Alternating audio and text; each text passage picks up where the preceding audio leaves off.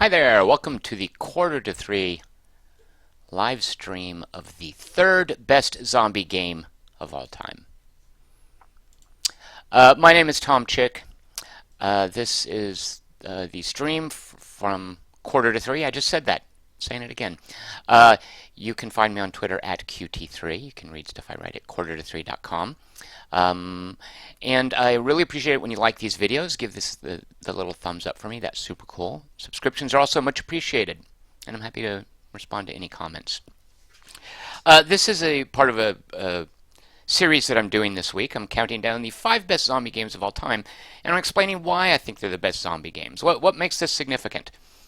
As I explained a little bit on Monday, when I was showing Dying Light, the 5th best zombie game of all time, these aren't just good games that happen to have zombies in them. These are games that somehow uniquely express or appreciate a facet of zombie mythology. Dying Light, the 5th best game, which we played on Monday, uniquely appreciates that zombies are just people without souls, without identities. They're just pure flesh. They're meat. They're an opportunity to do gore effects in movies. They're an opportunity for wholesale slaughter without any guilt. They are unsentient, animated meat, and you can kill them. That's the first aspect of zombies. By the way, each of these 5 days, we're going to mention some facet of the mythology that kind of flows from each other. So therefore, the second facet of zombie mythology that is expressed in the 4th best zombie game of all time is that because they're just meat, they are innumerable. There's no end to zombies. You don't just kill them and they go away. It's not like banishing a ghost or exorcising a demon or putting a stake in the heart of the vampire. Zombies, just like meat, just like biology, life itself, are an unending swarm. You can't just kill them all. They are innumerable. And that is best expressed in Dead Rising 2, Off the Record. The Dead Rising series does a fantastic job of just showing you swarms of zombies. It's a wonderful engine. The best expression of the Dead Rising games is not Dead Rising 3. Oh my gosh, that's just, yeah, Dead Rising 3 really whiffed on the gameplay. To get a good Dead Rising experience, go with Dead Rising 2 Off the Record, which is in many ways a course correction back towards the original Dead Rising. Has some great sandbox play, and also expresses the idea that zombie mythology is rich enough that you can make a comedy out of it. Now, the 3rd best zombie game, which we're going to talk about today, flows from those 2 premises. The first being that zombies are just meat, the second being that they are innumerable. The third premise is that they infect you, and that's how they become innumerable, by the way, because they're constantly replicating. And this is part of where some people would say, hey, zombies are a metaphor for cancer. Zombies are corruption, they are death, they are entropy. There are always going to be more because zombies consume what they contact. They convert people into their own mindless flesh, and it's a metaphor for disease, infectious disease. This game that I'm about to show you expresses that very well, and this is a very difficult thing to get right in video games, by the way. If I'm playing a shooter, generally I happen to be magically immune to infection. This is explained in Dying Light. This is explained in Left 4 Dead. The player characters are immune to infection. They cannot be infected. Ta-da! Let's just hand wave away that aspect of zombie mythology, which is understandable because how are you going to do that in a video game, right? How are you going to say, oh gosh, I've been infected, I'm on the other team? There are some games that have played with that. For instance, one, and this is not necessarily a good game, but Capcom did a game called Operation Raccoon City. And that's what you're looking at a picture of there. I'm going to explain, by the way, the little boy in just a moment. You guys are probably wondering, wait a minute, why is that cute little kid here on a zombie game? I'm going to get back to that in a second. But right now, here's a picture of Operation Raccoon City. Operation Raccoon City, as a multiplayer game, and I think it was in the single player, you would build up the infection, and you would have to get an antidote against it. And if you got too infected, you would convert to the other team, and I remember it having some clever gameplay mechanics. So yesterday, I downloaded it on Steam. It's a Capcom game, and I'd had some issues with Dead Rising 2 Off the Record, also a Capcom game. So I was prepared to maybe have to deal with a little bit of technical complications in getting another look at Operation Raccoon City. Those technical complications involved the game not even booting up. Thanks, Capcom. So I don't recall a lot of specifics about Operation Raccoon City, but I do recall, for all of its clunkiness, I remember, by the way, it was billed as kind of an action RPG where you just play levels over and over again and you level up and you kill zombies. And there were these wretched boss battles that just were ridiculous. In multiplayer, there would be 4 players just standing around holding the fire button down, just chewing up ammo, pouring bullets into some huge sack of hit points. Just very ill-advised boss effects. It wouldn't be a Capcom game if it didn't have crappy boss battles, right? But Operation Raccoon City at least tried to play with this idea of infection. Now, a better game that plays with the idea of infection, and unfortunately a game that won't run right now, I downloaded this. I wanted to actually show this. I was toying with this being one of the top 5 zombie games, and the only reason it's not being streamed this week is because it doesn't work with NVIDIA drivers. Oh, so frustrating. Blendo Games consists of a fellow named Brendan Chung, who brilliant game designer. He does some really cool, subversive, different stuff. And he made Atom Zombie Smasher, which is all about infection. If you look at that screen right there, the bulk of the gameplay is watching little dots move around. And these dots are autonomous. You're not driving them. You do get tools to herd them around and segregate them and kill some of them. Because the red dots are infected zombies. Or do I have it the other way? They're pink dots. Are the pink infected and the yellow? No, I think the pink are zombies. And yellow are human. At any rate, some colors of dots are healthy humans, and the other colors of dots are zombies. And when they touch the healthy humans, they convert to their color, and then they go on to convert more. Infection was the cornerstone of the gameplay in Atom Zombie Smasher. And it was a brilliant, because it was so rare, video games get this so rarely right, it was a brilliant expression of that, of zombies, they're meat, you can kill them indiscriminately, they're innumerable, which, by the way, was the case here. They're constantly streaming in from the edges of the map, and they are infectious. So you had to try to save as many people as you could from these maps. You represented the military in a hopeless situation, and the best you could do was get as many people out as you could before the whole place was overrun. Real quick, Metabaron and Edgard point out Far Cry 2. Has this concept of infection. And absolutely, it had malaria. It wasn't a zombie game, though. But I did like in Far Cry 2 the idea that the player character is occasionally incapacitated by malaria and has to inject himself. And when that happened at inconvenient moments during a gunfight, it was particularly memorable, wasn't it? But it also wasn't a sense of infection in that in Far Cry 2, you never infected anyone else, by the way. Like, that to me is the horror of infection is that you get it from someone else and you give it to someone else. And what's especially horrifying, and this is what's going to tie into today's game, and this is why we have a picture of this adorable little boy here, what's especially horrifying about infection is that it undermines people's identity. Like if a loved one gets infected with a disease, like that disease consumes them and that person is taken away from me, and then that can pass on to other people. Think of, for instance, and this isn't an infectious disease, but I think zombie mythology gets at this. Think of the horror of Alzheimer's disease. When someone a parent, a spouse, is afflicted with Alzheimer's disease and their identity vanishes. And what's particularly excruciating about Alzheimer's is it's such a drawn-out process. Imagine if that were instantaneous. And that's part of what the infection of zombie mythology does, is instantaneously someone you knew, someone you loved is infected and their identity is gone. As we mentioned on Monday, a zombie is basically meat without a soul. It's this idea of human duality, being body and soul, flesh and spirit. What if you took one of those away? The part of us that in Western thought we think of as being somebody's fundamental being, their spirit, their soul. Zombie mythology is that being gone from a loved one. Now, what you guys are looking at here is a fella named, he has the unfortunate name of Beans El Balawi. El Balawi, I presume he might be of Arabic heritage. I'm not sure what that means, but his first name is Beans.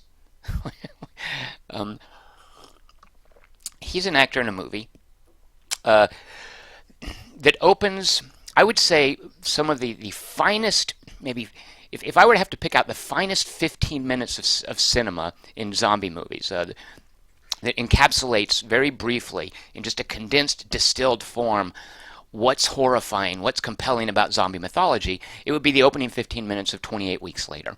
A movie shot, it's a sequel to 28 Days Later. The director was Juan Carlos Fresnadillo. And the story goes that Danny Boyle himself, who did 28 Days Later, showed up to help direct the sequence that opens 28 Weeks Later. I don't know how true that is. I don't know how much credit belongs to Danny Boyle, how much credit belongs to Juan Carlos Fresnadillo. Whatever the case, it is 15 minutes of brilliant. I mean, if you just want to see a good zombie movie, just watch that first 15 minutes of 28 Weeks Later. Amazing work. So it opens with a married couple worrying about their children, which anybody can understand. And the reason they're worrying about their children, we know this is a sequel to 28 Days Later, that there's been a zombie outbreak in the UK. The reason they're worrying about their children is because right before this outbreak, and they're stuck in the middle of it, they sent their children over, I think to Paris or wherever, for a school vacation. And they're hoping that those kids are okay over there. They don't know. And they're holed up with other survivors. And at this point, and it's important that they've just been talking about their kids, because at this point, shortly thereafter, there's a knock on the door, and there's that little kid right there, Beans al-Balawi. He's not infected. They bring him in, and they feed him. He's dirty, he's hungry, he's frightened, and they ask him, what's happened? Are there any of the infected out there? And he says, yeah, there's loads of them. And they say, where are you from? And he says, what town he's from. They say, where are your parents? And he says his parents are after him. And this is a very significant part of 28 Weeks Later. It opens with a little boy being chased by his infected parents.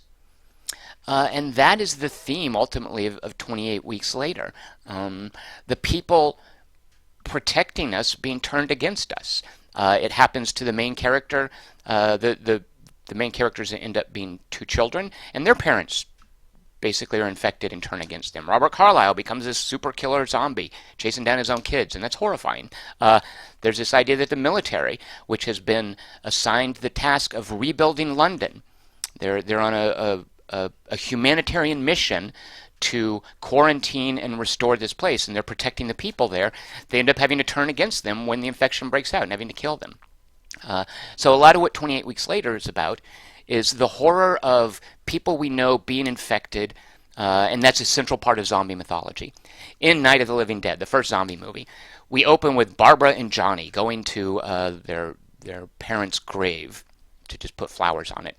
And then the zombie outbreak happens. Johnny gets run down by a zombie infected. Barbara runs to a house where she takes shelter, and she's catatonic for most of the movie as we have a narrative shift to a different main character. But Barbara is eventually dragged out to her death by Johnny himself. Her own brother shows up as a zombie, and that's the one that kills her. The little girl in the basement in Night of the Living Dead who's been infected, she kills her own mother. She's been wounded, she's sick, she eventually turns when everything is falling apart, and here's where zombies, by the way, use tools. She takes a garden spade and stabs her mother to death. It's a horrifying moment. And it's still, by the way, that movie definitely holds up. The Sophie in the barn moment in Walking Dead, it's iconic. Because it's Carol's daughter, it's Sophie, and all this time she's been looking for Sophie, and here Sophie is, but it's no longer Sophie. She's been infected, and I think it's the best that Walking Dead ever was. So what game manages to get this right? How can you do this in a video game about zombies? Well, that's a good question. And the thing is, it's hard to do it in a shooter, so where you do it is in a spaceship game. And this is Space Pirates and Zombies. And part of the brilliance of Space Pirates and Zombies is it also captures something really hard to do in a zombie game, and that is that moment when civilization falls apart. In a zombie movie, the characters don't know it's going to happen. Like this sudden apocalypse destroys the world, zombies take over. How do you do that in a game? When you pick up a game, you know it's going to be a zombie game. You know you're going to be playing a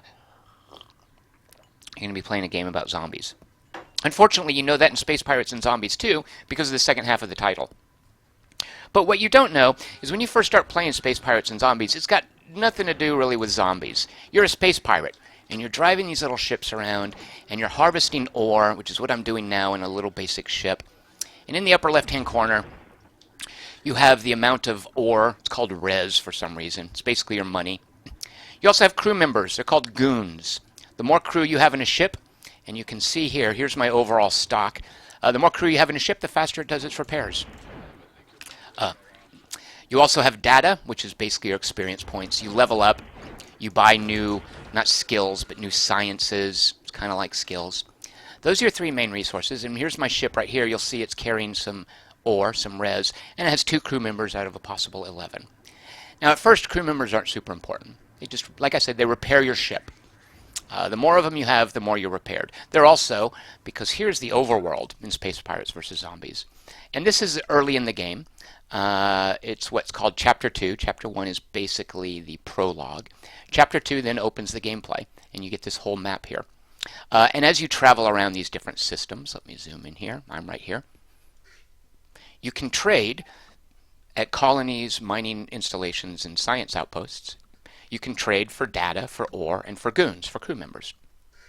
And that's the basic economy, is trafficking in these 3 resources, exploring, unlocking stuff. Here's your skill tree. You're working your way up different levels in different technologies. And every time this bar of data fills up, it's like going up a level. I've got 103 data right now, and I get 570. I will get more points to spend here. And for instance, if I spend on engines, I'm at level 3 on engines, you have to pay the amount of the level you go to. So if I want level 4 engines, I have to pay 4 upgrade points. Each time I level up, I get 3 more of them.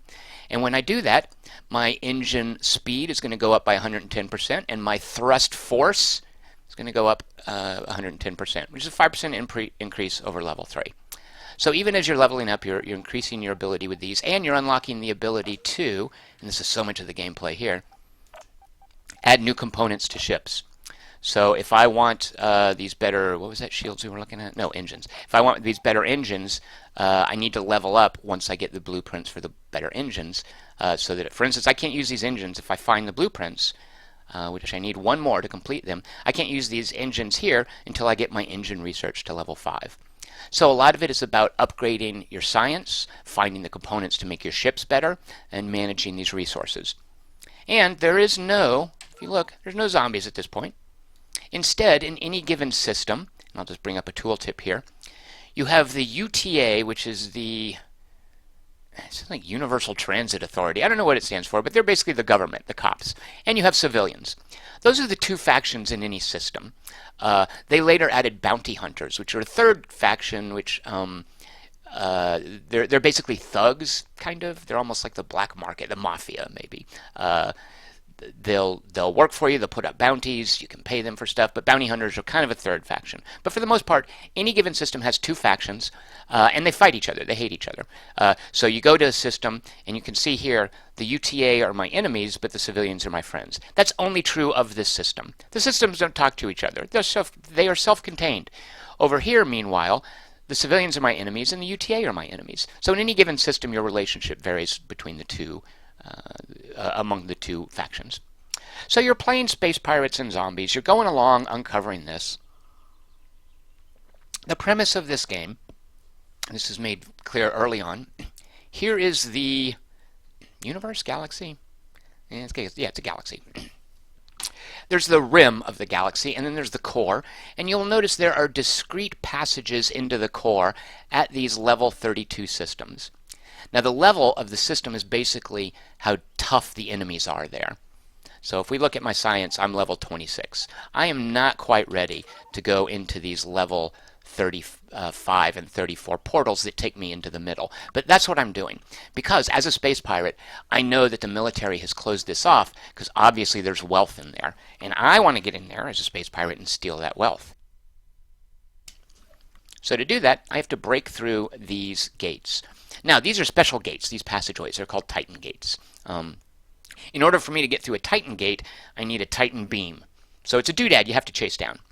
And you have story missions. Right now my story mission is to come over here, which I don't know why I haven't done that yet. This is the second game I started over recently. And once I finish this, eventually the story mission is going to take me to here where I fire off a Titan beam to go through this. And I'm going to load now. So no sign of zombies. I'm just a space pirate making my way through the galaxy, leveling up, collecting blueprints, making ships, going on missions, playing this great top-down 2D space combat game. And then eventually I get to, and let me load up here, I get to one of those gates.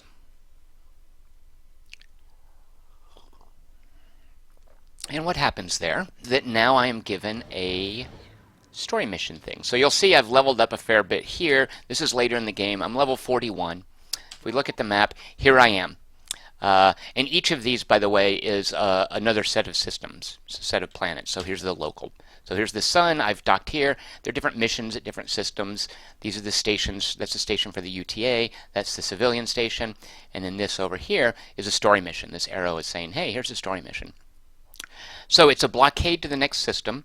All systems, by the way, will have these blockades.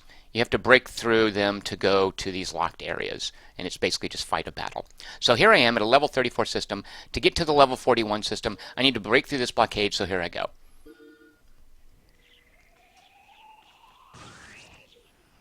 The storytelling in this is just these little snippets of screens you're going to see here. I'll just fast forward through it. But what basically it's telling you is you get here, and the military is like, oh geez, there's pirates, let's get out of here. And you're like, wait, what? I don't have to fight the military? Because normally in a blockade you have to fight the military to clear the gate. And then you get this little text thing here. Should I? Yeah, I'll let you listen to this. The crew had begun to prepare the new Titan beam to power its first jump. The mighty Titan gates that segregated the inner and outer worlds were about to be breached for the first time in decades. From here, there was no turning back. So you get these little cutscenes. It's not a cutscene, it's a little voiceovers during the transition between chapters. So what we know now is that I'm about to transition from Chapter 2 to Chapter 3. What does that mean? Who knows? We're about to find out.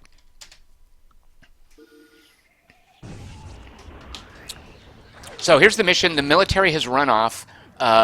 My nemesis is this Admiral Jameson guy. Is he here? This is Admiral Jameson's ship. And he is basically saying, yeah, I told you you shouldn't come here. This is a bad idea. Initiate the fail-safe transmitter, he says. And then he jumps out. So he's initiating some kind of fail-safe. What? What is that all about? And then there's this weird effect happening on these ships. And then there's this thing here, which you've seen very briefly early in the game, this kind of purple goo. And then they're saying, hey, what happened? What was that? One of the guys says, oh, yeah, it's like that purple goo we found before. The military obviously ran off. They were scared of something. Let's investigate. And now you get these tooltips telling you about zombie ecology. And here is where the infection mechanic comes into play. Richard Holt said in the chat channel that this game feels like such a grind to him. Now, grind isn't necessarily a dirty word for me. A grind is something, in a good game, a grind is the gameplay. Like, if you like the gameplay, calling something a grind isn't bad. And I like the gameplay here. If the gameplay isn't working for you, call it a grind is not a good thing. If there's one thing you can say about Space Pirates and Zombies, it's a long game. It's definitely drawn out. I will definitely concede that. And if you don't get into that whole gameplay progression of leveling up and managing resources and unlocking parts for your ships and unlocking whole new ships and exploring and getting new systems and new trade routes going, if you're not into all of that, this is not the game for you. You definitely have to be invested in the gameplay. But what's happened now, and this is after many hours of play, is the rules are changing. And this is what a zombie apocalypse is, where rules suddenly change. You know, zombies bring about the fall of civilization. The infectious disease will do that to a civilization. So what it's explaining here is that now there are new ships that you are facing that will spit out things called critters. And critters are basically zombies floating in space. They're little pink things, and they float around. They're little, like, wriggling spaceman figures. And they hit your ship, and they try to take it over. And this is where you get the idea of infection. Now let's actually see. Here is a big ass, what is this thing called? This is, okay, these are tooltips. This is called a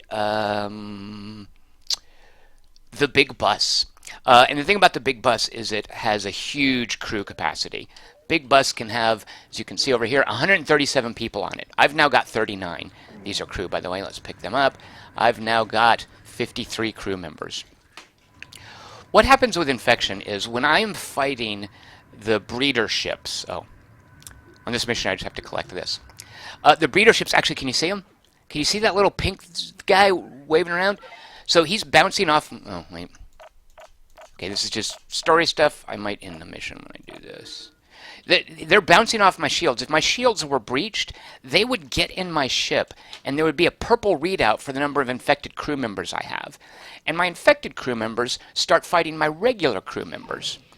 And if my regular crew members lose, I lose this ship. And the ship doesn't just blow up. It turns into a zombie ship that is now persistent in the game, that I am now going to have to fight.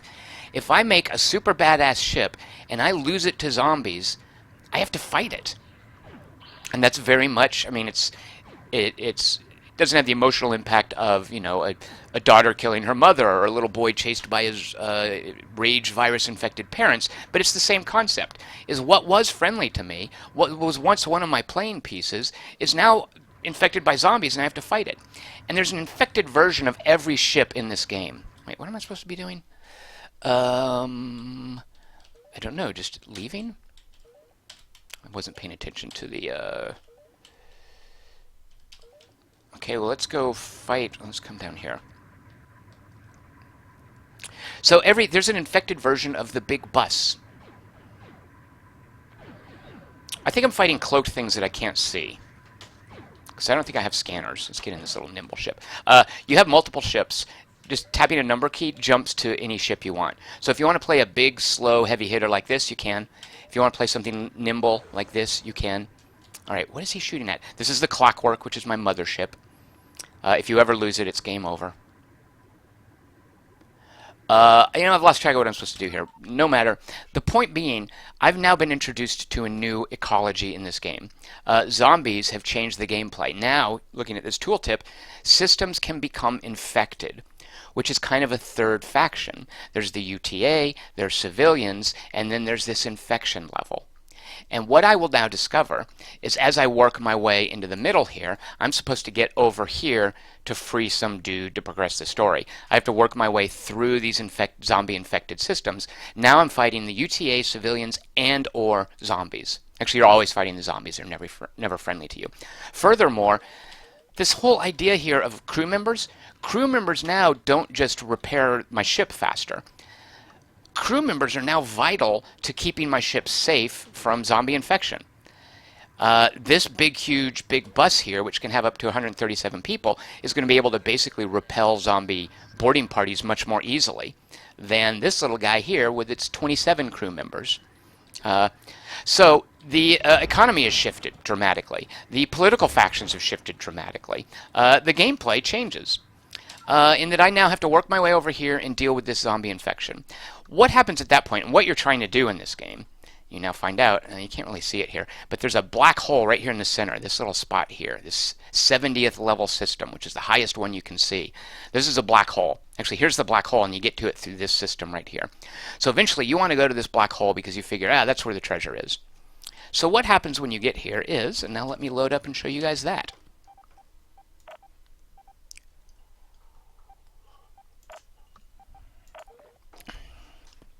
So what I just showed you was the transition from Chapter 2 to Chapter 3. You've been playing Chapter 3 for many hours. You get to, now you're going to see the transition to Chapter 4, which is at that black hole. So here I am at this level 70 system in the center, if I zoom out, of the galaxy. And one of the things about Space Pirates versus Zombies, you'll note this this half of the galaxy over here I never even touched. You didn't have to. You can if you want. If you want to just grind in this game and just level up, you are free to do that. So eventually you get here. It's a level 70 system. Let's see what level I am. I'm level 77, so I'm pretty much just skating along the power curve appropriately. I could have out-leveled it if I wanted to. Now in here, this is my next mission, is to break through this gate and go to this secret warp gate. The mission's called the Final Crossing. Let's see what happens when you go there. Oh, and it is saying, a big warning for good reason. Things are about to change. If you get this in I think of like BioWare games or whatever. Where else do you see this? But you see this in games that are open world that let you freely do side quests and whatnot. And before it's going to either shunt you into the end or close off the rest of the world, it's going to warn you. And that's the warning right here. It's saying, hey, you make sure you've done everything you want to do before you accept this mission. So you accept it, and you are now peering into this black hole. Okay. At this mission, I have to destroy cloak generators. Okay, let's destroy them. What is this ship? I forgot. So this, oh god. This big old fella here is a Star Cruiser. Look at all the mounts it has. A huge shooter mount, large shooter mount, huge launcher mount, large launcher mounts, 2 turret mounts, medium utility. Yeah, so Star Cruisers. So these huge holes are the super badass ships. And the way you earn them, by the way, is you kill instances of that ship. Like I had to fight a bunch of Star Cruisers before I could build a Star Cruiser. And every time you destroy one, you get a piece of the blueprint. So it does this cool thing where when it introduces a new ship, you're at the business end of that ship for a while before you get to play as that ship. So here's my Star Cruiser. Let's just... what are these guns? Sorry to just look at this. These are huge particle cannons. All right. And the combat in this, like, it's going to look super messy to you guys because I'm in this late game stage where there's just all kinds of stuff happening. I've spent, at this point, a player will have spent many, many hours getting acclimated to what this is. But these huge particle canyons, this is advanced technology. It's super expensive. And if you look at the bottom, it's good versus everything. Not good, but decent versus shields, armor, and hull. Those are the 3 kinds of resistances, basically. The 3 kinds of damage you want to do to an enemy ship. So these huge-ass particle cannons, pardon my French, are super good against everything. All right, we have 5 more cloak detectors. Here's the military guy who's been sort of maintaining the quarantine and telling you all along, stop it, you don't know what you're messing with. You're later going to find out. Yep, he was right. Here is that a zombie ship or is that the UTA? That is the UTA. Zombie ships are will have a purple cast to them. So this being a pokey ship, it's going to take me a while to get around and destroy these cloaking generators. And I actually don't know, on this mission, should I be fighting the other ships to kill them first? Or just making a beeline for these cloaking detectors? I actually don't know the answer to that. My shields are holding out against this guy. Let's... if I hold down the tab key, I've actually rebounded. I can just stay in place. Okay, now this guy is saying some infected ships are showing up, which you can see. This little egg right here. Oh, and there's a ship. These are spawning critters. So I'm going to just make a beeline for these cloaking detector. What are they? Cloak generators. Let's see. I have 3 more after this. If I lose this ship, I can pay res, which is the money, to respawn it. And basically, I keep going until I run out of res. So here, right here, is a zombie-infected version of the carrier. I've lost my shields, but my armor is holding out. Getting my little guys killed. Let's see. You see those critters? Are they getting on board? No, it looks like not. Yeah, there's a critter right there. Let's see. If he gets on board, you will see a little purple display over here. I've got 34 crew members, which should be able to hold off any small invading groups of zombies. Some of the bigger ships, when you kill them, spit out a huge, basically just tsunami of zombies. Like that little egg, if I kill it, if I don't kill it, it's going to hatch a zombie ship. If I do kill it, I think it's going to spit out a bunch of critters. So you have to decide, do I let it hatch and fight the ship, or do I just deal with the critters floating around in space? Alright, I've got 2 cloaking generators to take out. That carrier there is not able to do... He's firing, it looks like, those missiles at me. I can take the damage.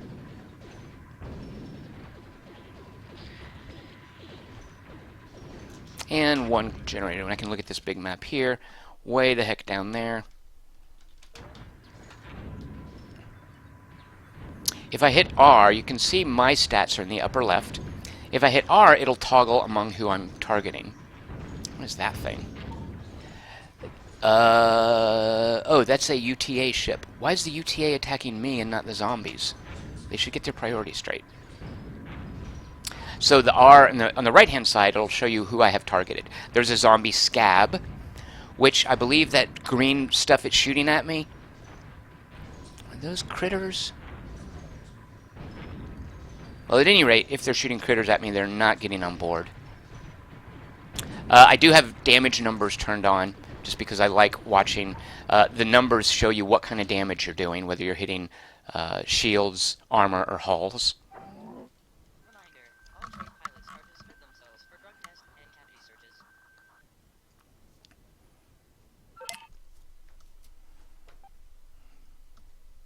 Alright, so I've opened the gate to the black hole. This Admiral guy, who's sort of been my UTA nemesis for a while, he is running off. Actually, I kind of forget what happens here. I have not seen this in a while. Here's the clockwork, my mothership, which always spawns in the middle of a galaxy, where I can then pick what missions I want to do. Oh, right. Okay, I've gone into the black hole, and this guy has followed me. And now there's this weird purple thing attacking him right there in the middle.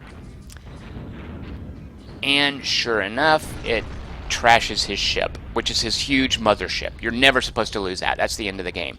And now it's coming over here to the clockwork, which is my mothership. And they say, oh no, terrible things are happening. You find out one of the guys is a traitor. It's a part of zombie mythology as well, right? Is one of the humans always lets the zombies in. So this guy, wait, not this guy, the other guy, Don Gibson. He was the traitor. He brought you here all along. He knew what he was doing. He wanted to get here for some reason.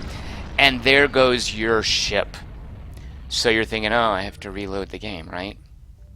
So the clockwork was destroyed, overcome by the zombie essence.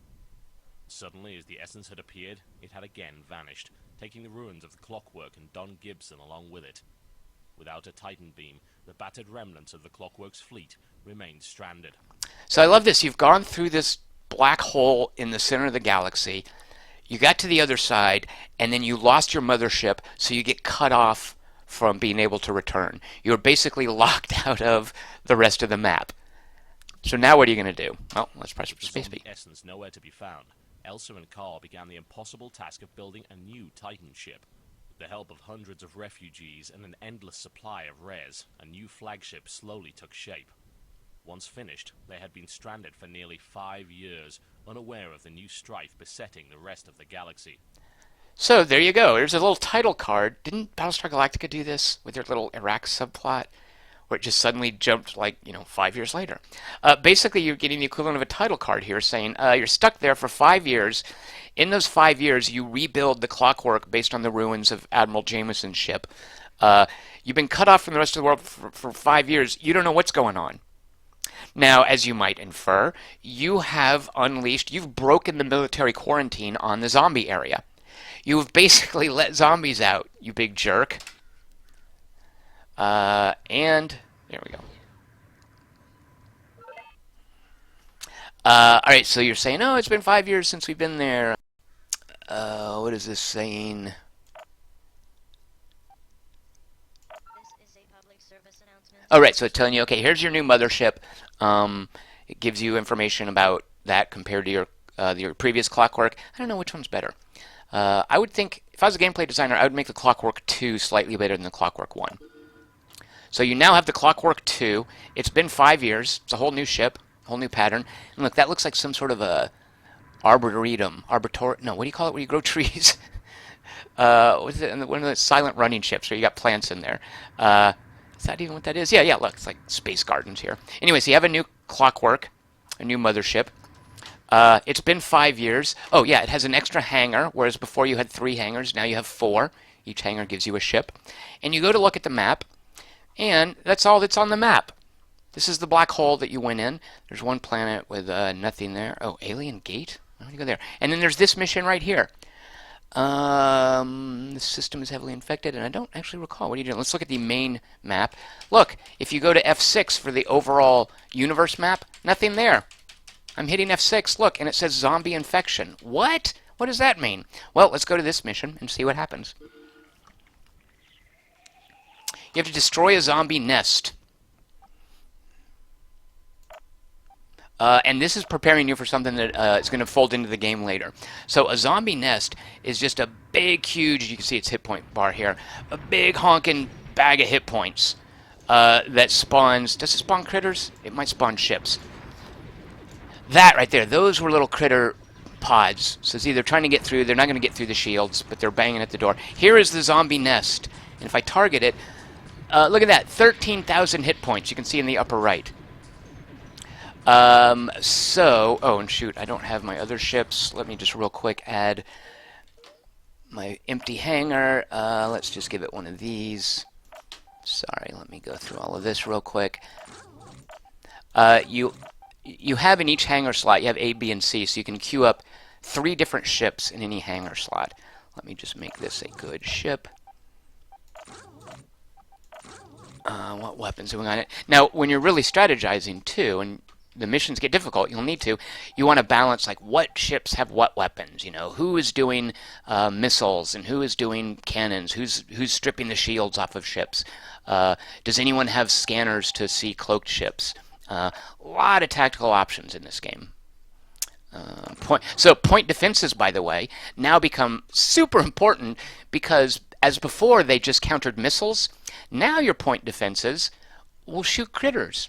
So the zombies that are trying to board you that are floating through space, hey, point defenses are suddenly useful against those. Let's give him those little pulse things that are good against everything, and we'll give him the better missiles, and we're going to build it. Oh, so those green waves, I think, yeah, so this right here, what is that fella? That is a zombie tumor. Do your best Arnold Schwarzenegger impression now. See, look, it's sending, the zombie tumor is spitting out little pods, and they're coming from the nest, too. Pods of critters. I am being bombarded. Look at all those critters. Now, as my shields go down, they're going to start getting on board. Oh, shoot. I'm trying to shoot the nest, and this jerk is in the way. You will see also my little reticle here says low power. That's a big part of the gameplay as well, is managing your power supply. This awesome cannon right here, which does good damage against everything, also eats a lot of power, I believe. Oh, let's see. How is the zombie heart down to 10,000? I'm launching some torpedoes at it, and the stupid zombie tumor got in the way. You can see my other friendly ships hanging out. So the zombie heart is down to 9,000 hit points, down from, I believe, what was it, like 35,000. Looking in the upper left-hand corner, there are no zombies that have boarded my ship. My armor is holding. I just lost one of my ships. I can hit Control 3 to just tell it to rebuild. In the upper left-hand corner, I've got 24,000 res. I've got over 5 years, you can save up a lot of cash, apparently.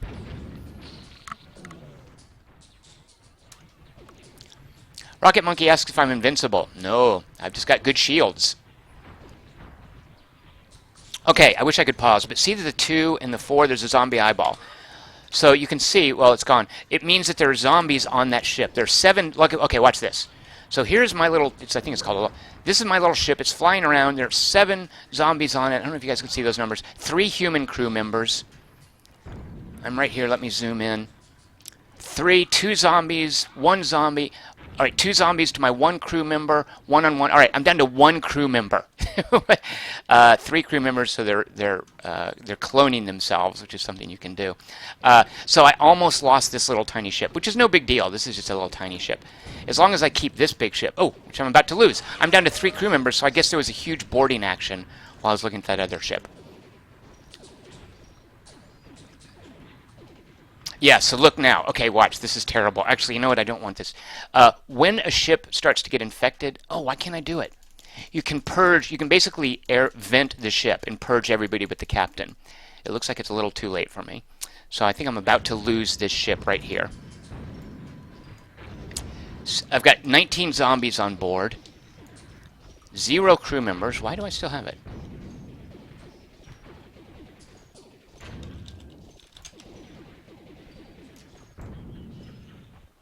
I don't know. Maybe I am invincible.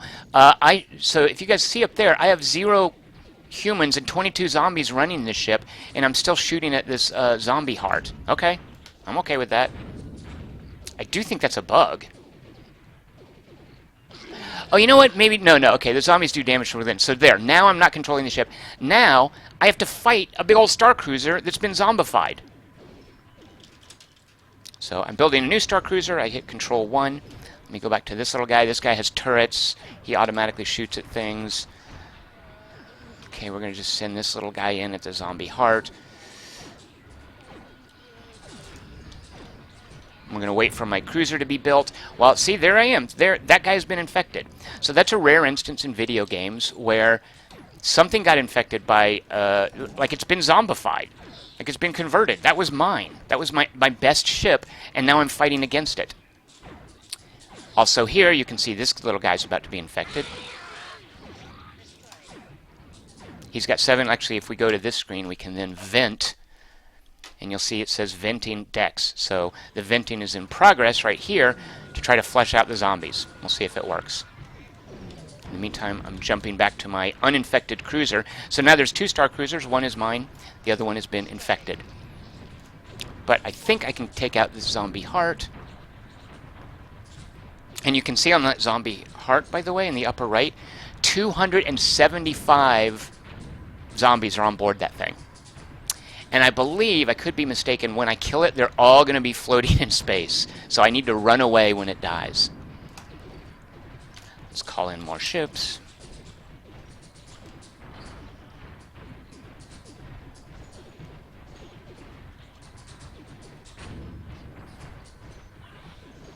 Rocket Monkey says, are we seeing the end of your game here, the moment you got destroyed? If I fail this mission, I'm not sure what happens. I assume if you fail this mission, you have to restart. But basically, this mission is just about pouring damage onto this zombie heart. And I guess you could be fighting those other ships to thin out the opposition, so that then you can attack this thing with impunity. And that might make it easier, I'm not sure. Okay, it's down to 1,200 hit points, 1,100. My star cruiser just blew up again. So did that just get converted? Okay, this is actually bad news. Oh no, it blew up. Okay, it did not get converted. Let's see. These guys are now... yeah, they're about to get converted as well. Look at that zombie heart. It only has like 500 left. One thing new about zombies, and this is also a bit of a paradigm shift. Ouch. Because zombie ships are largely biomass, they regenerate. They regenerate health, which isn't something you've seen. Like shields regenerate previously. That's a big part of what made shields important. But the actual health of a ship, and you'll see with this zombie nest, because they're biological, they build that up over time. So this guy's back up to 1,000. I think now I'll be able to take him out. I'm just going to sit here and park. I'm going to take my licks. 200. Now watch, look at all the critters that are probably going to fly into space here in a moment. I should actually back away.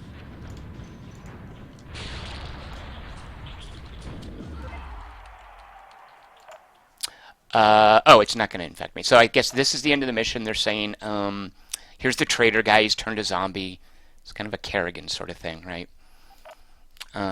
He's explaining what he did, blah, blah, blah. Now he's the main bad guy that you have to go fight. Quantum displacement. That'll explain anything in a game. So now we are in Chapter 4. And this is where Space Pirates versus Zombies once again completely subverts the whole gameplay model and puts you in a whole different kind of game, which might aggravate some people, but I love that it does this. Rocket Monkey says, oh, if you lost, you restart from the beginning of the campaign or the beginning of the mission? Oh, good lord, no, not the beginning of the campaign. This game lets you save and reload whenever you want, by the way. I say whenever you want. You go back to your mothership. Anytime at your mothership, you can save and reload. So you're never more than, a mission behind. It also, you never really get shunted, except for maybe that mission. Story-wise, it might give you some mandatory missions. But you can always rebuild. Like, this is a sandbox game. If I fail everything, let me get past this. If I fail everything, I can always just get free little mining ships and go mine new res to rebuild ships, or you could reload a game. You can do whatever you want when you fail. As a point of pride, I don't think I've ever just gone back and reloaded. I've always built up again from scratch. All right, I wasn't paying attention. So basically now you now learn, hey, zombie nests, zombie hearts, they're big, huge things with lots of hit points. They're a pain in the butt because they're also spawning ships. All right, so now here's a lot of dialogue that is now explaining, you know what, when you guys got into the center of the galaxy, you let the zombies out, and you have basically, and this is something I don't think I've seen in other video games, the world you were playing in has been destroyed. Now watch, so it's explaining here, blah, blah, blah, blah. I'm just going to skip past this, and I'm going to show you guys. You have brought about a zombie apocalypse. You've been playing Space Pirates and Zombies for, at this point, at least 20 hours, maybe more, to get through all of the story missions, to level up, to learn the new ships, to equip them with weapons, build your own ships. You've been playing this with its economy for 20 hours. Then you get into the center and you're having to deal with the new zombie ecology, and that's thrown into the fold. And now, this is... Oh, wait. This is what a system looks like. I still can't look at the overall map. There's always going to be a zombie nest in the middle of a system. And when you warp into a system that has a zombie nest, you were locked in there until you destroy that hive. It's a zombie hive. The nest is the thing you destroy. And this is spawning zombies. So you have to go in there and you have to kill that zombie heart. Now, what if you're not high enough level? You can always grind these other missions. It's going to spawn these missions as well. These are procedurally generated missions. You can do those to level up, to get more resources. You can go to these stations to trade resources, to buy stuff. But you were locked in here until you do this mission. At which point, and I'm now going to show you what the rest of the galaxy looks like. And this is where I am in the game that I've just had going forever. Left Empty says, the world getting destroyed mid-game is a pretty big tenet of any self-respecting JRPG. I disagree. Maybe the world getting destroyed, but the gameplay altering dramatically, at least to the extent that it does here, this, to me, still feels unique. Like, you destroy the world, but you're still doing the same kind of combat, right? Like, you're still doing... like the overall paradigm of gameplay hasn't changed that much in a JRPG. And maybe I just haven't played the right ones. But so here, look at this. Oops. Everything out here is trashed. All of it has been lost. There is only the core, and in that core, you are having to push back these borders. See this little biohazard symbol? That represents a border between these locked infected systems and these systems that you've recovered. And this is where you do that black hole mission. This is where you get out of there. I have now expanded to these. I have liberated these systems by destroying the zombie nest, by doing the mission where you jump in and you destroy the zombie hive, which means killing the nest in the middle. What has changed, though, now, all this information up here is completely different. I didn't see this before. What's happening now is every time I jump to a new system, I tick this jumps until zombie attack counter. I tick it down by 1. I think it goes from 6 to 1, whatever. And when that happens, my mothership, the Clockwork, is going to be attacked by a wave of zombies. And if I don't destroy them, I lose the game. I have to back up and then either grind around. Like, I can now jump around here with impunity. A jump is actually moving from one system to another. Flying around here is not a jump. I can hang out in here all I want. The zombies won't mess with me. But for me to move around amongst different systems, I have to deal with this jumps until zombie attack counter. And then I have to defend the Clockwork 2, I should say, which is a bit like base defense missions in XCOM, right? Here's your home base, which used to be safe. Now it's being attacked. Now it's a battleground. So why do I want to go around to different systems? Well, first of all, to liberate them. These little borders between the infected and the free areas, if I go in there and then kill the zombie hive, they become friendly. And why do I want them friendly? Well, the economic model at work now is still res, goons, and data. But for me to earn stuff, I can do missions, which is how the game has played for the most part. But also, each liberated system, let me show you guys a basic one. Here is one that has, you can see its defense strength. That's important for reasons I'll show you in a minute. It says resource generation and system defense are at 100%. Resource generation, there are different kinds. There are colonies, mining installations, and science outposts. Whatever colonies develop goons, mining installations develop res, which is money, and these are all color-coded, and science develops data, which is XP basically, which you use to level up on this screen. I want to move around amongst different systems because each of these systems is building up a dump of resources for me to go pick up. So for instance, at 123 Canis, sounds like somebody's address. If I go there, there's 1,000 points of trade data waiting for me to pick it up, which is good. I want that. It's and that's why I want to liberate these systems, is they're building up resources for me. So what do I want with all these resources? Normally in the game, you use the resources to buy blueprints. Previously, I've bought blueprints, I have repaired and built new ships, I have used them to buy goons or to buy data. They're part of the economy. Now, an additional resource sink is that when I go to a system, I can fly to the civilian and the UTA base. The civilians and UTAs are still the two factions. And then I can go to that base, which I will show you right here. One reason it's good to have, sometimes you jump into little nimble ships, whoops, so you can get around more quickly. I don't have to fly a pokey Star Cruiser over here. I dock with it. Now I can upgrade it. I do not have, why can't I do this? Oh, I don't have the money. I don't have either the goons. Let's see, looking through. Yeah, I don't have the res, the 5,000 res. Why do I want to upgrade this ship? Why would I want to spend 5,000 res and 200 goons to upgrade this station? That's where these come into play. My fleet size is a function of how many colony stations I've upgraded. My ship size, and this is the resistance fleet that you're building up to fight the zombies, the ship size is a factor of how many mining stations I have upgraded. And then finally, my tech level is a factor of how many science bases I have upgraded. Overall, that builds up this task force bar, and when this fills up, well, I don't really know because I've never gotten that far.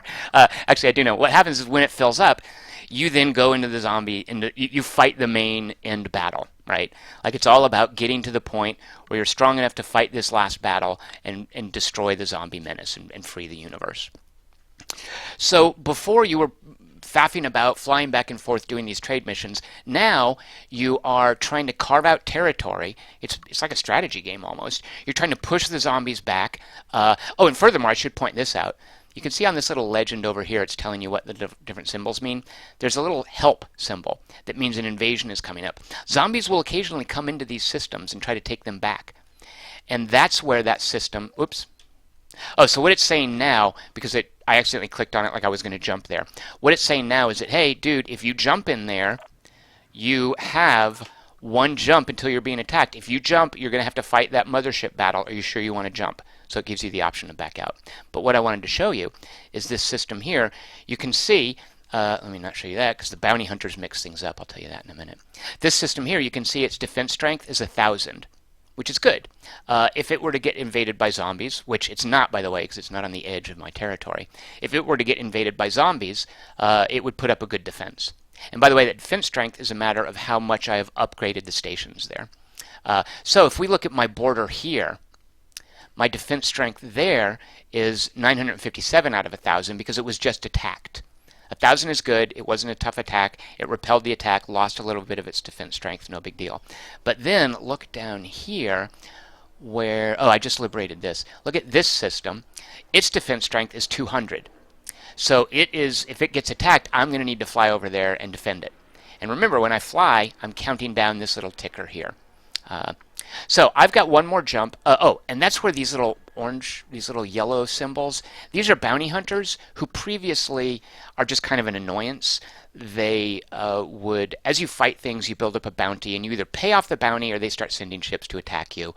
It's basically a kind of a, in a game with two factions, it's the 2.5th faction.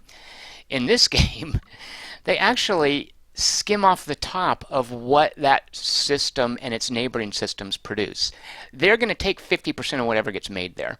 They're basically saying, hey, it'd be a shame if something happened to this system, you better give us half your money. Now, the benefit you get for giving them half your money is that they are going to help fight the zombies when they attack that system. So the bounty hunters, they suck, but they also help you. And you can elect, by the way, not to pay them. You could say, screw you guys, I'm keeping all the money, and then that just makes them mad, and you can fight them, or you can get them on your side.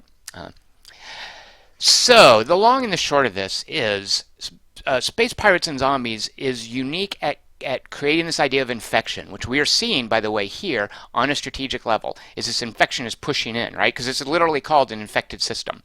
We're also seeing it at a tactical level with the ships being boarded. Which affects how you build your ships. It affects how you play the game. This awesome Star Cruiser here is a super help to me, but if I lose it to zombies, suddenly the mission becomes a lot harder. So Space Pirates and Zombies uniquely appreciates that idea of infection, of things that normally help you, turning against you. It's not as emotionally resonant as the idea of a parent attacking a child or vice versa, which is what we see in zombie movies, but it gets at that same concept. This Star Cruiser is something I know. It is something I love because it is super badass. If it gets taken over, it will fight me, and then I have to fight it. And I can't think of any games that express that as well. Now, I'd love to have shown you Atom Zombie Smasher, but it doesn't work, as I said, on NVIDIA drivers. Hopefully, Brendan Chung will I actually asked him about this. He's working on a game called Quadrilateral Cowboy right now. He's really busy with that, but he says he hopes to get around to fixing Atom Zombie Smasher in a few months. Otherwise, I would have probably been streaming that this week as well, because that also really captures the idea of infection as gameplay. All right, so I've now burbled for an hour about infection in games. I am now, and this is as far as I've gotten in this game, I am now going to try to fill this task force up to 100% and see what happens. So now all of my boring blabbing is done, and now you guys get to watch me play a game. I will keep an eye on the chat channel. If you have any questions, I'll try to be more interactive with the chat channel.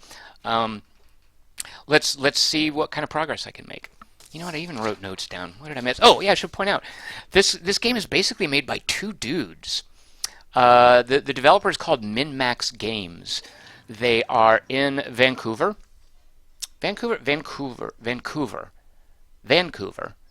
However you say it. Anyway, British Columbia. That's where they are. There are two fellows named Richard Clifford and Andrew Hume. I got to do this game is 5 years old, I should say, and it holds up beautifully. Space Pirates and Zombies 2 is now in early access. I'm a little bit terrified to look at it until they finish it because they're doing something very different, and I have some trepidation about how well it's going to turn out, but we'll see.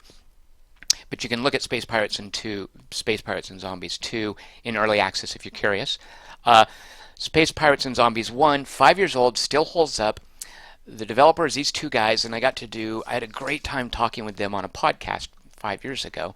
And they told me all this cool stuff I didn't realize, even with the hours I've spent in this game, about the zombie ecology and how it works. And one of the things that it encouraged me to do, when you build your ships, you can put on them cloaking devices in these utility slots. Wait, is this a utility slot? Where's a cloaking device? I might not have even bothered to research them. Actually, I know that's not true. I've definitely got cloaking devices. Where do you put the cloaking devices? In lieu of shields? Yes, in lieu of shields, right. So you take either shields or a cloaking device. If you put a cloaking device on a ship and then fly it into an infected territory, let's try that right now. I am now going to dismantle. How can I dismantle a ship? Do you guys see? Is this it? I'm almost certain there's a way to dismantle a ship. Has anyone seen this anywhere? Well, I was going to go into a system with only one ship with a cloaking device and look at the zombie ecology. Change hull. Is there an empty hull? No.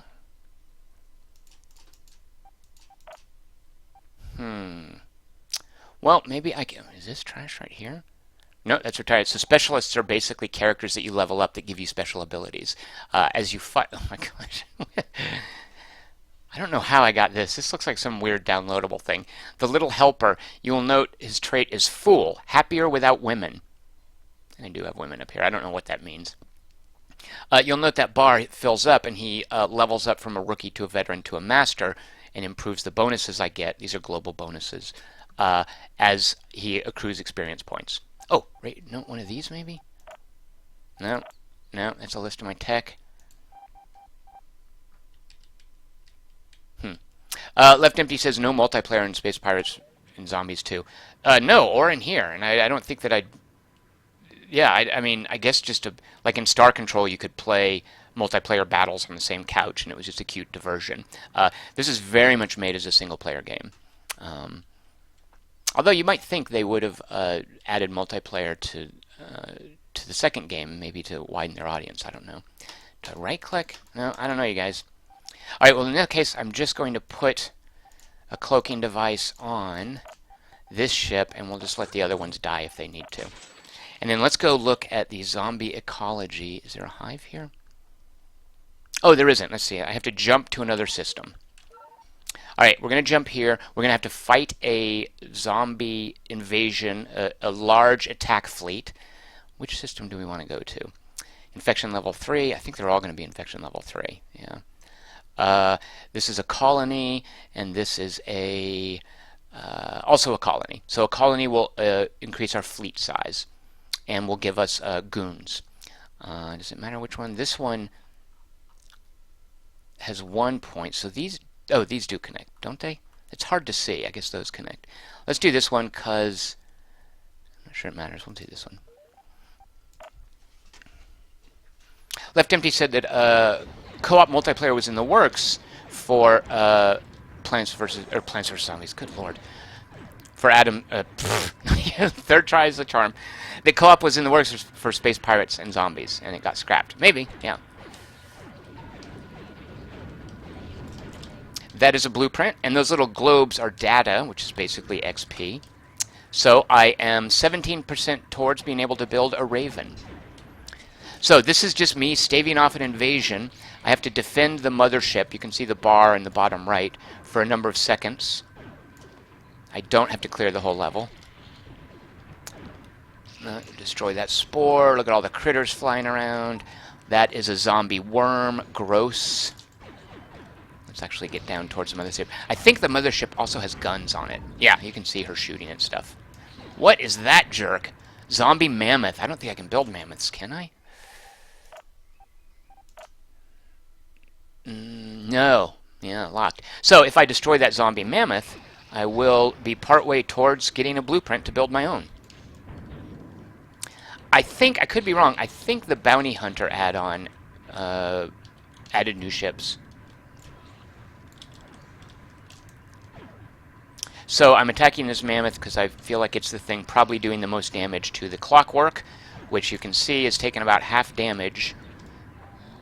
I've got 40 seconds left to go. Turning this stupid Star Cruiser is insanely slow, which is about what you'd expect for a Star Cruiser. But once I get it lined up, it just lets loose. There goes that mammoth. Let me get the blueprint. Slowly. You know what? I'm going to jump into a fast ship and grab the blueprint. Oh, he got it. I also want the data. Alright, going back into my Star Cruiser. So slow turning. In battles, you can have allies join you. There we go. So it's basically a kind of a timed horde mode. Just hold out for this amount of time. Left Empty says I should work on that turn rate. So there are, when you equip an engine, and there's just so much great detail in this game. You might think that the green engine is what you start with. It's crappy. You're probably never going to use that. You might think then, okay, this is better, then this is better, then this is better. It's never quite that easy. A lot of it, like expense, can matter because you're spending res. The amount of res it takes to build this ship. This costs 2,700 res. Yeah, I don't even have enough to rebuild it if I lose it. So certain engines can be cheaper, and this is true of all components. For instance, look here. This heavy armor I'm sporting on this big-ass Star Cruiser thing, I have even better armor, this advanced armor, which adds whole... Oh, no. Okay, I can see what's going on. So This is great armor. It adds a lot of hull mass. It's super strong. This advanced armor is not as strong, but it reduces all damage by 20%, and it also cuts down the hull mass. It's lighter, but it's also super expensive. So their trade-off, it's not like you just upgrade things and then other things become obsolete. There are definitely trade-offs. So whereas I don't want to equip this on here because it's already super expensive, I can put it on these smaller ships to help protect them.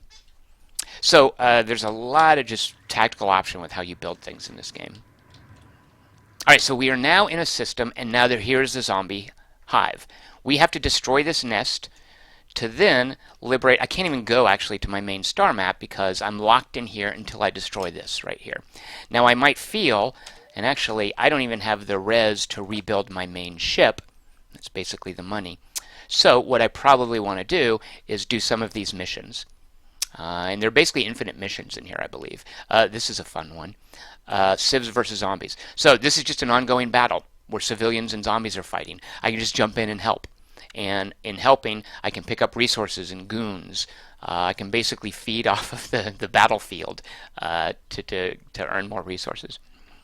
Hazy Silhouette says the combat's where he bounced off the game. He couldn't get past expendable, click to rebuild ships, and the facing turning frustration of combat. Hazy Silhouette, then I have some good news for you. Then build ships with a priority towards maneuverability. This little fella right here, the Sunspot. Look at that maneuverability. If you don't want a big old slow-ass star cruiser that you can barely turn, don't build one. Build this. And if you feel that ships are expendable, put more shields and armor on them. Or, better yet, or in addition, upgrade your armor and shield tech. Hazy Silhouette says he never even got to the zombie narrative part. Not surprising because it's super late into the game, and there's still a lot of game to go, by the way. But yeah, if the combat bounced off of you, if you didn't like what was going on with the combat, there's no way you're going to get to the zombie bits. All right, so let's actually get a little bit of some more resources. Let's see, what are the other missions here?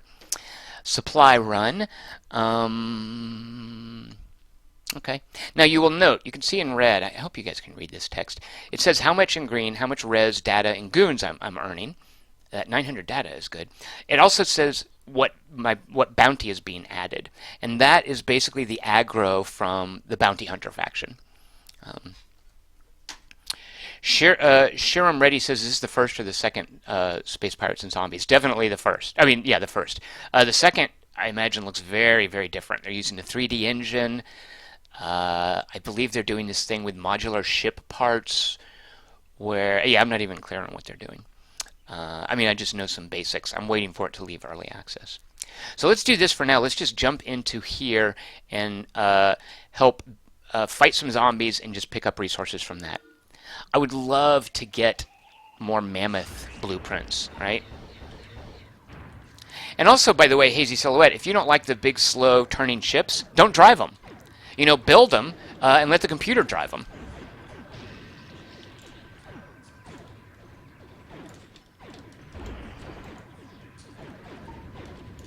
So there's no goal here necessarily, although I do like all the friendly ships. That's good. My goal is just to get resources. Oh, so slow. Just to give you a sense for how, and yeah, I'll say sophisticated, the physics engine, physics. As you fill up your cargo bay, your ship gets pokier, and I will demonstrate that when I drop off the ore that I've picked up. And you guys, there's a visible difference with how much more quickly you move.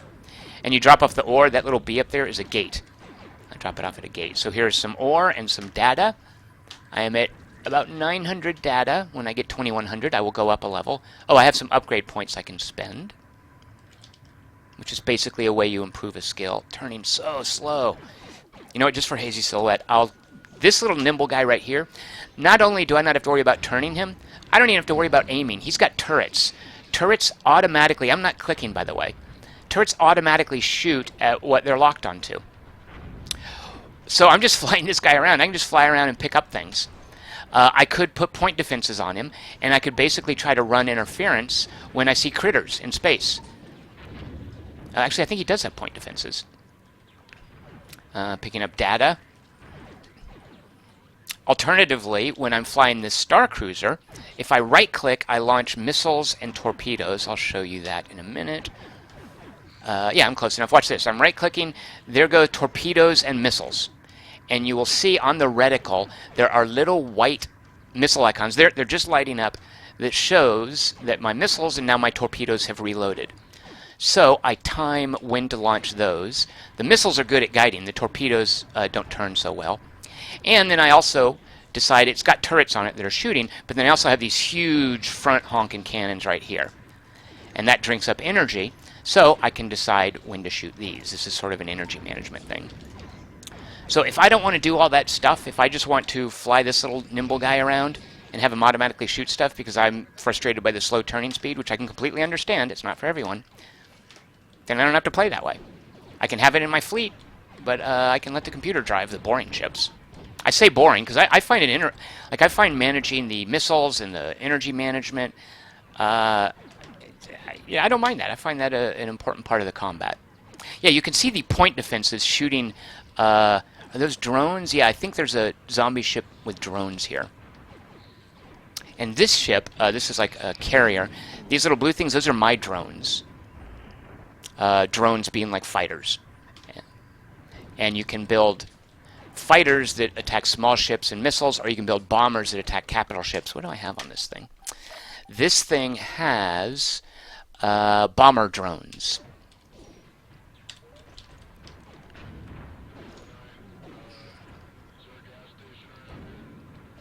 Richard Holt says, oh, so let's see, real quick. Hazy Silhouette says Space Pirates and Zombies 2 is early access, and you can get it for $20. Richard Holt, when I was describing the Star Cruiser as Pokey, says, does Pokey mean something different in American? Which makes me think it's probably dirty in British.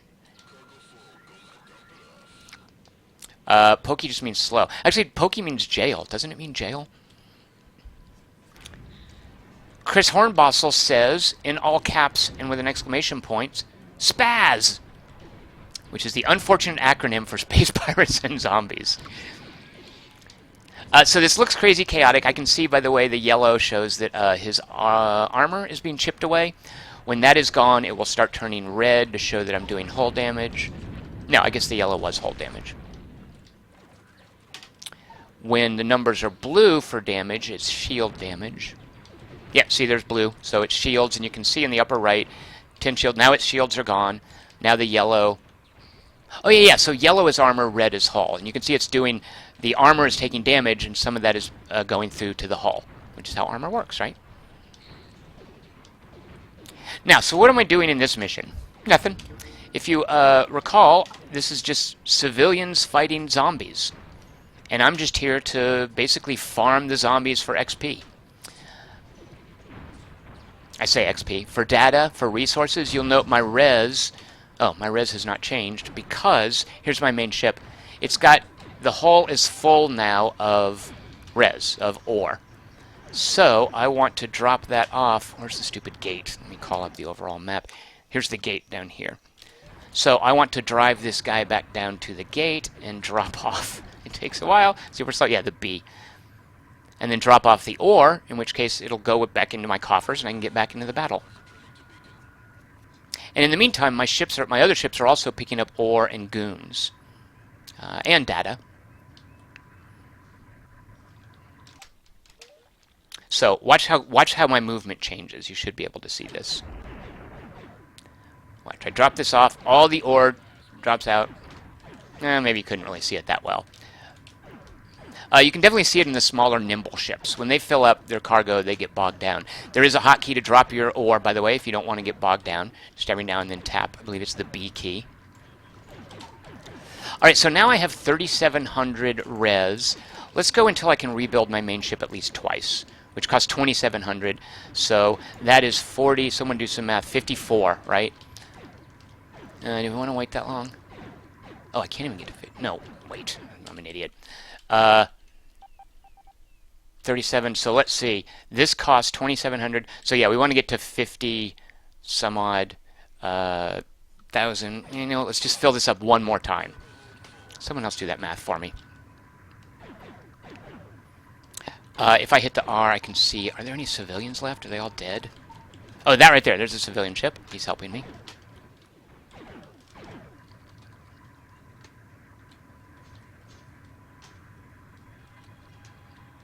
Rocket Monkey says, the fight seems to last an awfully long time. Well, what's going on here is just the fight is... it's basically infinite. Like, this is just spawning... I guess... I wonder if I could clear out the whole area. This is just spawning zombies. I don't know if the civilian ships will ever run out. But this is not a mission. If I were to do a mission, then I would have an objective. And it would go on as long as it took me to do the objective. But this is me just jumping into an ongoing battle. To get ore, to get data, to get goons. I definitely need goons. Although I've got 1100, I'm actually fine with goons. There's a big old glob of data. I think that's... how much did I get from that? That was probably about 40. Alright, I'm going to jump into my more maneuverable ship.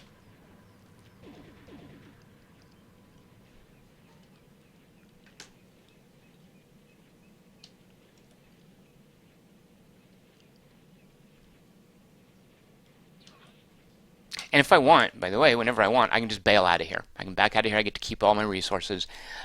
Doing this mass retreat just means... And actually, I'll go ahead and... No, let's kill these last two guys. So, here on the map, it looks like there's a civilian ship. There's a mule. Here's a civilian ship. A hound. And we've got two zombie ships. There could be others out here. Oh, there's a little zombie egg. I wanted to go take care of that. And I think these also... Yeah, there's a big zombie egg. Here's little zombie eggs. I wonder if I could actually cleanse this system. I don't know.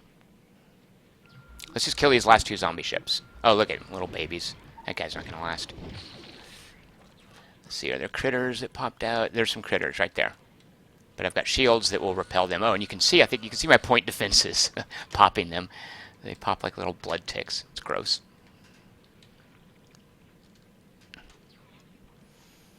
Alright, this is a zombie tick, which I believe is just a breeder ship, which will just spit out critters.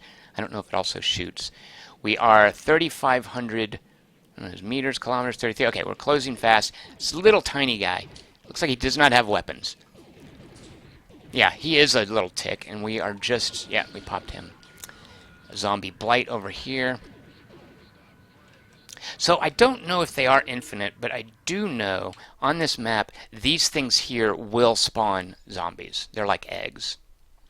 And that's what you can do with a cloaked ship, is you can come in, and this is what, when I did a podcast with Andrew and Richard at MinMax Games, you can take a cloaked ship and just float around here and watch the zombie ecology evolve, if you want.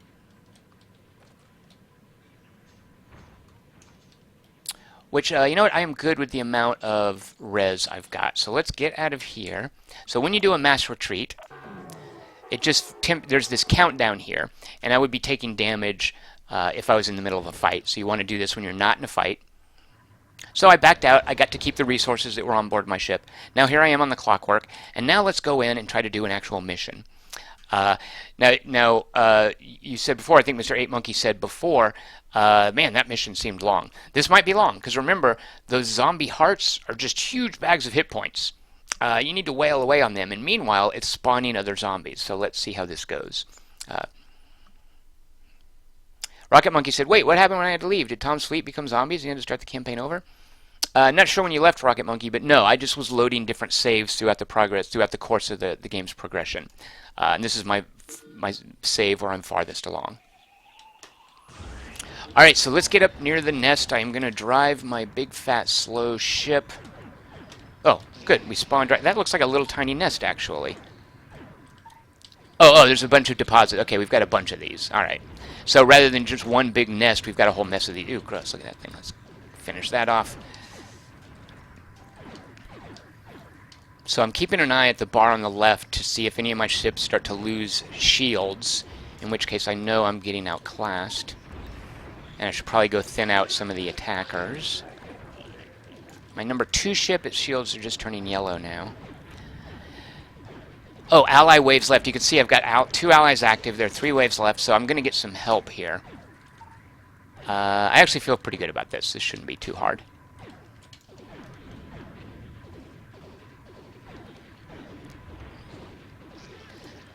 And really, if I wanted, I should probably just let my big ship fight these other guys while I move some smaller ship around. Actually, yeah, let's do that.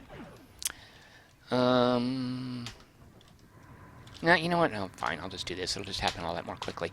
So if I wanted to just have my big Star Cruiser in the battle and let the AI run it, which wouldn't be a bad idea, I could have taken some smaller ship. I could design something that would hit hard and just fly out and smash these things.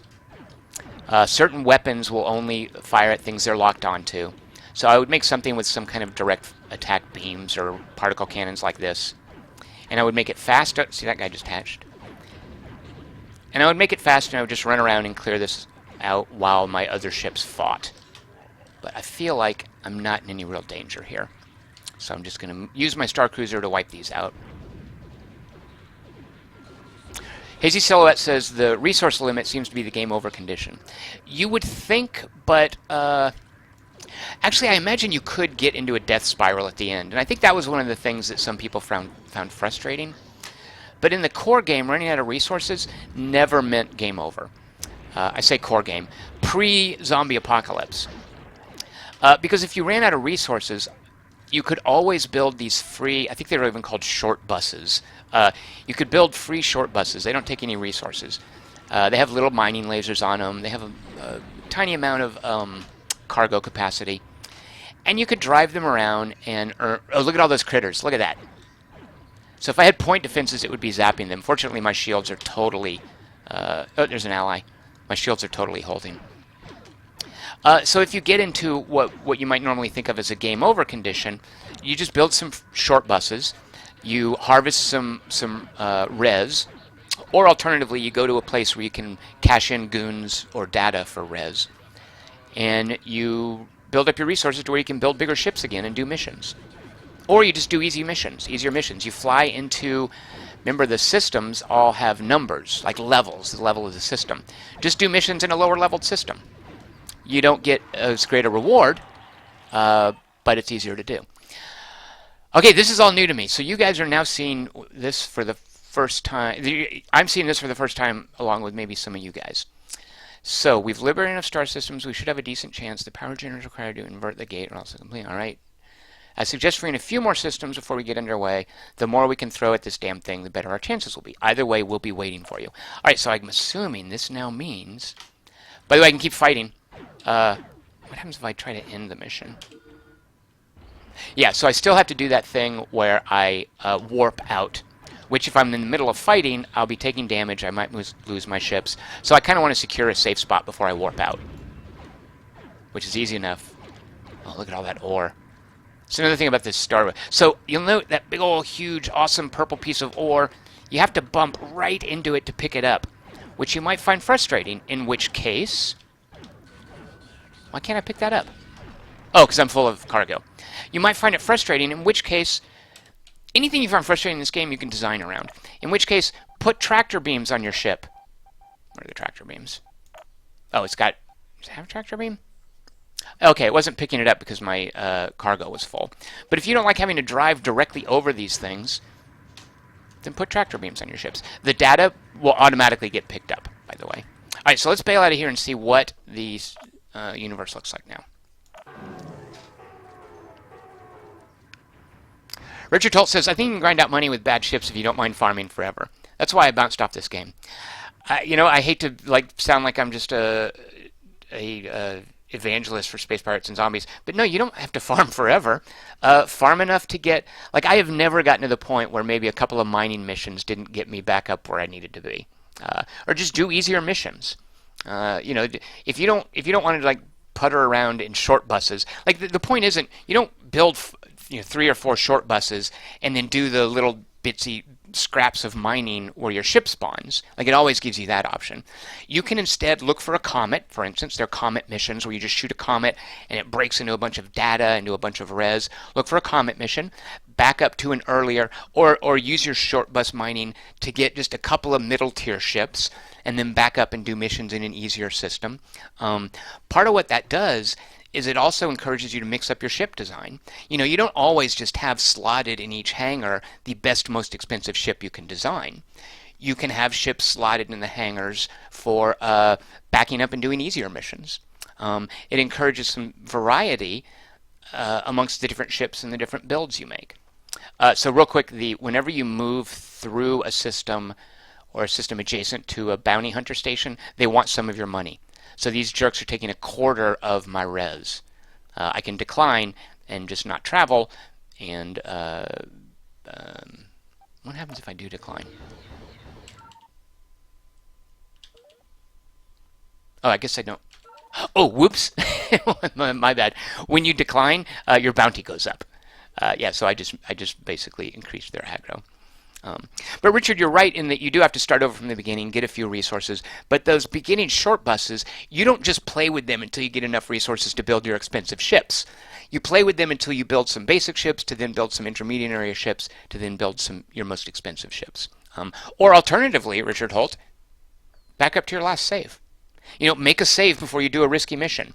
If it turns out to be too much for you, just reload, do another mission. If it turns out to be super close, touch and go, reload, try it again. So right now at my mothership, I can just save this game. And I can just call it, not sure if I want to do this mission. Yeah. And then it's saved, and then whenever I want, I can just load it. So you can, what's called save scum your way through this stuff. Let's see. Hazy Silhouette says in the wiki, there's a wiki. Of course there's a wiki for this game. There's a wiki for everything. Didn't occur to me that all this stuff would be on a wiki. Short buses can always be built for free. Normally you only risk losing the mission or combat engagement at hand. However, if your mothership is destroyed, or if you fail primary missions, you get a game over screen, you have to load a saved game. Right. Richard Holt says, if this game was more like a roguelike, then I think I would have liked it a lot more. Well, that I don't understand. What do you mean a roguelike? Like, do you mean with permadeath? Like where you die and you have to start over? Because it seems to me like that would be incredibly frustrating.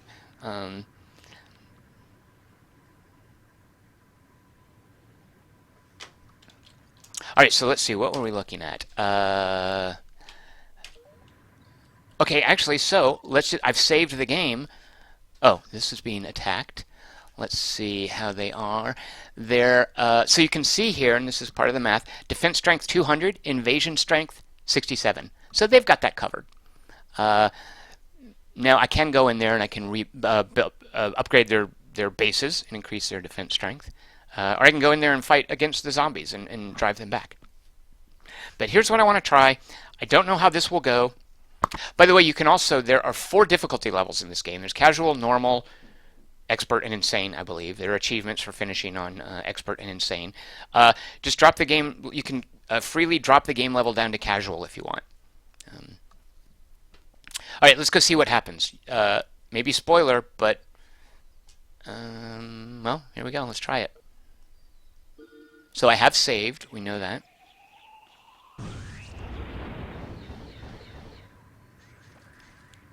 Welcome to Black Hole, the Black Hole. So I've been here before, right?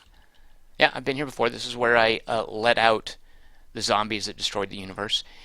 Alien gate. Gatecrasher. Hold out for long enough to get Carl to open the alien warp gate. Critical mission. If you fail, you'll have to reload the last saved game. So it warns you. So now I would normally save, but I have that last save that I made to show Richard. So let's jump in and see what this is. Oh, point of no return, of course. I'm assuming this wins the game? Surely there's no Chapter 5, right? Let's find out.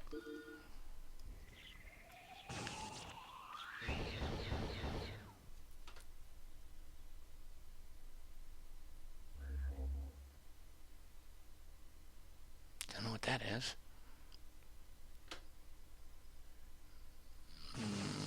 What is that? Some kind of gate? Oh, right. It's the gate, I guess, that I am... Alright, here's the Admiral guy who's been my nemesis, who was like, you jerk, you let the zombies out. Power generators feeding into the alien gate. Eventually, it'll invert and we'll be able to pass through. So I guess that's where the bad guy is. Don Gibson is the name of it. How's that for a villain's name? So we must protect those generators. Alright, that sounds a little scary. Generators, plural? Yikes.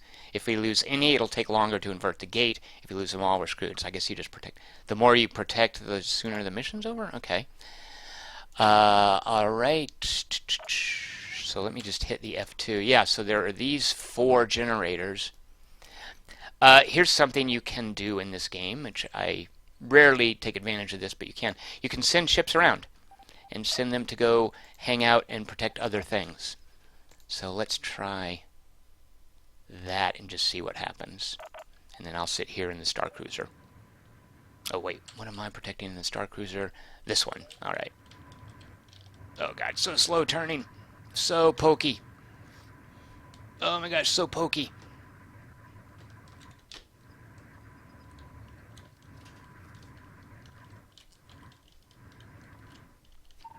Left Empty says, Left Empty, are you talking about Space Pirates and Zombies? Because he says it's a simple arcade game in the vein of the 90s. If you get into it because of the strategizing aspect, you'd be disappointed for sure. I disagree because again, this whole the whole idea of like building up systems and defending them, like there is this strategic layer. Oh my god, that went quickly. Yikes, this is going to be a pain in the butt, I predict.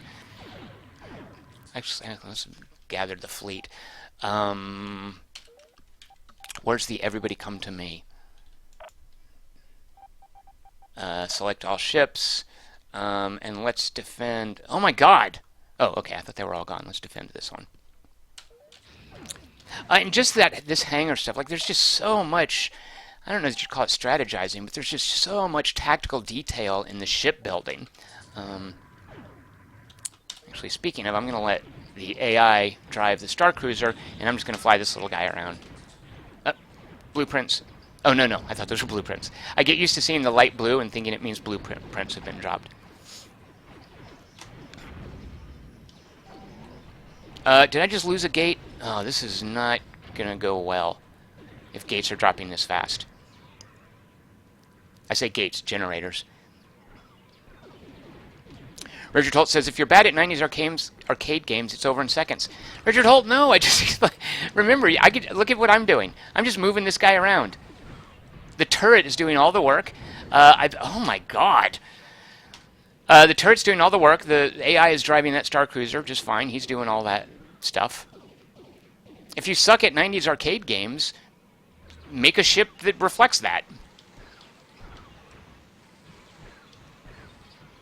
Because again, then you're participating in, oh, this is going to be terrible. Yeah, I'm going to lose that. There's no way. All right, so here now is where, where... Thanks, MinMax Games, for showing me that. Here is now where it's not a matter of sucking at 90s arcade games. It's a matter now of me designing a fleet, and I know some people will find this hugely frustrating. Who is it I was talking to? I don't remember what the game... Oh, maybe it was Guild Wars? In Guild Wars,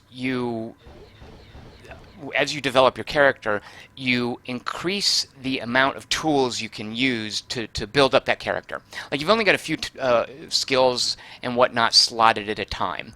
But as you go up in levels, you have a lot of available options. So typically a player will have his or her character build. This is the character I'm playing. And they go out and they do a mission. They do all the missions with that build. And that's how they get through the game content. There are times in Guild Wars that it doesn't want you to do that. It wants you to have to rebuild your character and change the way you play. And some people find that very, very frustrating. A good friend of mine who's really into Guild Wars, he's always kvetching about that. He's like, yeah, I tried to do the storyline, and then I got to this mission that was just impossible. There's no way to get through that. And I was saying, well, what kind of build were you playing? Well, maybe, try some of your other skills. Build a different kind of character. And he's like, no, I don't want to do all that. Fair enough, but I think Guild Wars really, in certain cases, especially if you're going to go through some of the content single player, that's what Guild Wars expects of you. Some players don't want to do that. What I'm guessing is happening here, you guys saw how easily those gates fell. I probably need to build a ship with turrets, like station. I need to make a fleet that's built around defending a specific spot.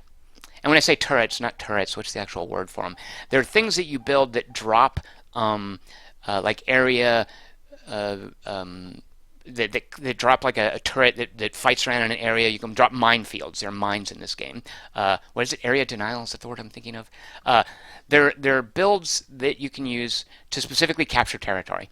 And I'm guessing that is what MinMax Games wants me to do with this final mission, is to go in here, defend those super frail generators as best I can while the gate powers up. And I am guessing, considering how quickly those died, and how I was nowhere near close to lasting long enough, I'm guessing that's something I'm going to have to address in this screen with all of this detail. And these are the techs I've unlocked, by the way.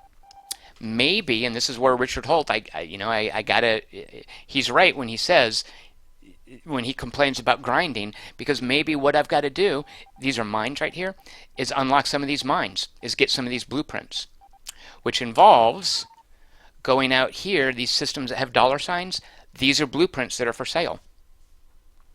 Look over here. Maybe I really want this blueprint for, oh, actually I do want that, for a badass reactor. Maybe I need to work my way over here and get that reactor. So if I want to go, so here's the hangar view, here are all my techs. If I see a tech here, that what is this, like cluster mines. If I think, okay, the way I want to beat this next mission is defend the area with cluster mines, maybe I need to look for where these are. In which case, and you'll note also, you can see at the bottom, there is a prerequisite on this skill tree here. Let's see, my mine level is probably 0 because I don't think I've ever used them. Where are mines? Where are mines? You guys are probably seeing them. Mines, yeah, level 0 in mines. Now, the good news is it's relatively cheap to level them up. To get to level 10 for those cluster mines, that's going to be super difficult. Respec, by the way, where is that? I thought you could respec. Oh, respec, yeah. I can click this and I can, is it free? Since I have the game saved, I'm going to check. What happens if I respec this? Are you sure you want to respec this category? Resynchronize the database will require data infusion, and your research progression will be paused until the data debt is paid off. What? As your level increases, reconfigure that. That's, wait, what? Each respec, so respecs incur, like, data debt? Oh, right. It's telling me here. That's the cost in data. Yikes. Where do I pay that out of? So I've got 20,000 data. I see, so I guess I have to spend this. So you can respec, but it looks like you have to pay data. So maybe if this mission is based all on mines, I mean, I could also build turrets. Oh no, turrets, what are the things that you drop and they shoot? So these are the turrets on this ship. Drones? I know there's something you can build, because I've definitely fought against them, and they're really annoying, where you fight a ship that drops turrets on the map that you have to fight individually. I don't know what those are called. Anyway, those are somewhere on there. So maybe if I decide that I needed to use mines, well, Richard is right. If I really want to do this, I'm going to have to quote-unquote grind. And like I've said before, I don't think grind is a dirty word. If you like the gameplay in something, having to play the game isn't a liability. That's not a bad thing. If you dislike the gameplay, sure, grind is a dirty word. But maybe I'm at a point now where if I want to try a specific tactic, I really need to back out and change some things around and do things differently, which might be the case. I don't mind that, though, because I do like the game. Actually, I am curious. I normally don't put much stock in this, like when people say how much, yeah. So I've got 92 hours played in this game. Now, a lot of that, of course, is probably paused and doing something else, but that's a lot of grinding. 92 hours, for better or worse, that is a lot of grinding. All right, let me check the chat channel. So this has been Space Pirates and Zombies 1. Rocket Monkey is comparing it to Star Control. It is very similar. I definitely feel like they've been influenced by Star Control. Do you guys remember the Siren? Well, there was a ship that would spit out. I think they were the sirens because they would like do a siren call. The idea being that they're like sirens doing this, like the sirens that Odysseus had to face, where they draw your crew out of your ship. So there was that kind of gameplay in Star Control. And I think this is kind of the spiritual heir to Star Control. Stardock has the license, and they're doing a Star Control 3? No, yeah, oh yeah. As we know, Star Control 3 doesn't exist, but they're doing the next Star Control.